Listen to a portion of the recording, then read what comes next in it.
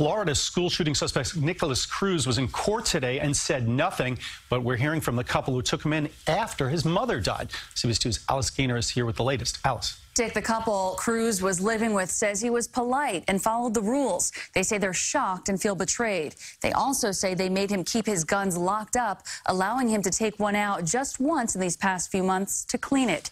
A law enforcement source tells CBS News Cruz bought 7 rifles in the past year. A shackled 19-year-old Nikolas Cruz looked down as he entered the courtroom and never seemed to look up as he sat during the hearing, which focused on how much of the case should be sealed.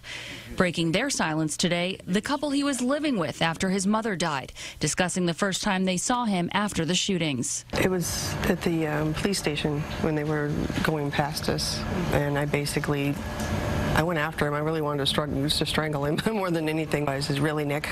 Really?" You know, yelled at him, and he mumbled something, but I didn't hear it. And he said he was sorry. He said he was sorry. The Sneeds say they had no idea he was violent. Everything everybody seems to know, we didn't know. We had rules, and he followed every rule to the T. Rules that included locking his weapons up in a gun safe. I thought I had the only key to the gun safe. The Sneeds say Cruz was friends with their son, who was at Marjorie Stoneman Douglas High School in Parkland, Florida last week, when Cruz allegedly opened fire, killing 17 and injuring more than a dozen others. He told my son he was going to the movies. And he said he had something to tell him, and my son pressed him, "What is it? What is it?" He goes, "Nothing bad, bro." And the last text my son got was, "Yo." James Sneed says he figured out what was going on after the SWAT team called him looking for Cruz. At that point, I got in touch with my son, who was fleeing the scene at that point, and a description came out, and we put 2 and 2 together. Meantime, 2 teens killed at the school were laid to rest today. 15-year-old Luke Hoyer and 14-year-old Elena Petty.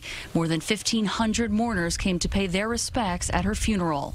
And thousands more in other parts of the country are demonstrating, calling for stricter gun laws. Students in the Washington, D.C. area staged a lie-in. Kids are dying! Kids are dead! Here in our area, a rally against guns on Staten Island as demonstrators denounced politicians' statements of thoughts and prayers after the tragedy. We call BS! As for students who survived last week's deadly mass shooting, they want to be the face of change. They're planning a march on Washington next month. We want assault rifles off the market. Automatic, semi-automatic have no place in civilian society.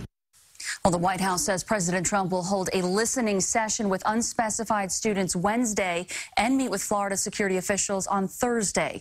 White House officials say the president supports a narrow bipartisan bill to improve the federal background check system. Dick?